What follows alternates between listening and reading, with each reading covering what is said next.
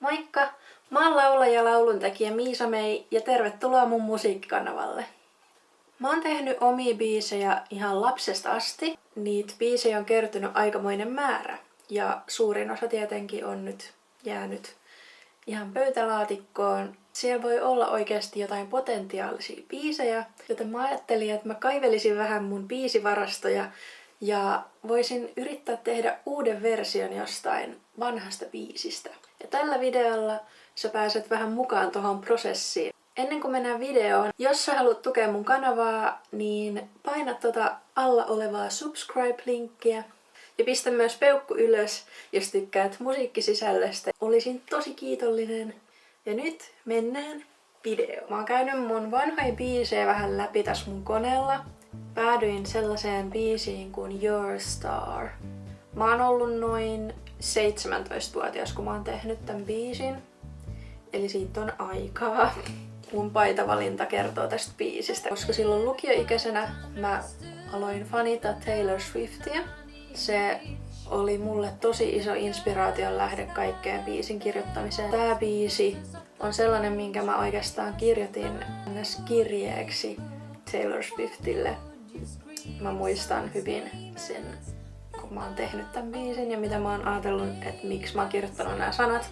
Ja siis mun mielestä tässä biisissä on niinku hyvä kertsi ja ihan hyvä idea, mutta ainakin sovituksellisesti tää on ollut tosi tylsä ja varmaan vähän liian pitkä rakenteellisesti. Katsotaan, että mitäs tästä saadaan aikaan.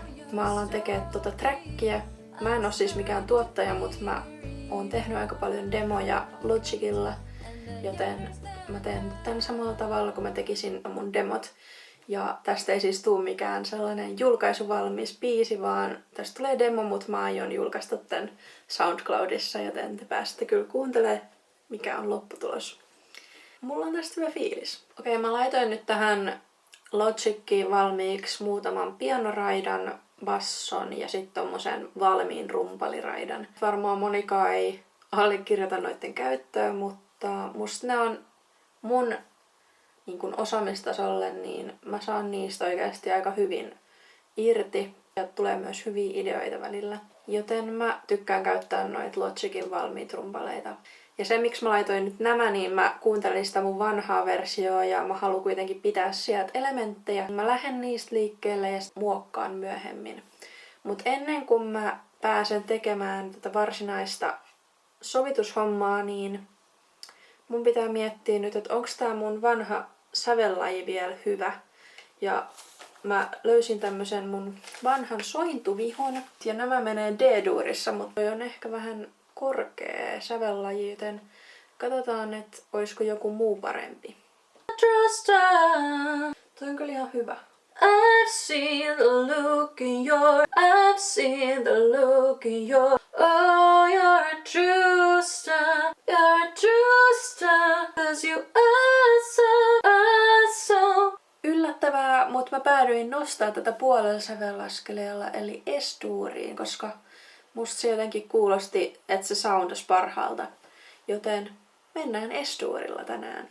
Myös mietin, että mä voisin ehkä vähän nopeuttaa tuota tempoa, että se on varmaan ollut 120 alun perin. Ja lähdetään nyt sillä 125.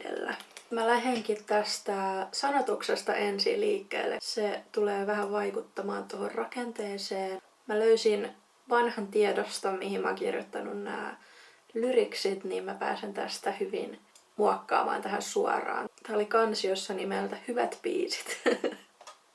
Siitä on hyvä lähteä. Oikeastaan mun mielestä ensimmäinen A-osa on aika hyvä näin. En ehkä enää kirjoittaa sitä tekstiä, mutta mä haluan kuitenkin jättää tänne sen teinitytön äänen. Pidetään ainakin myös toi bridge samanlaisena. Tosta vois jättää ton chorus pois. Tosta vois vaihtaa ehkä rytmityksen. Tosta taas chorus pois. Sitten katsotaan kakkossäkeistöä. Tässä pitää jostain lyhentää ja mä tykkään tosta C-osasta tässä aika paljon, niin mieluummin lyhennetään tästä tokasta säkeistöstä. Mä haluan ottaa tästä kyllä ainakin tämän puolen pois. Mitäs se menisi tohon bridgeen?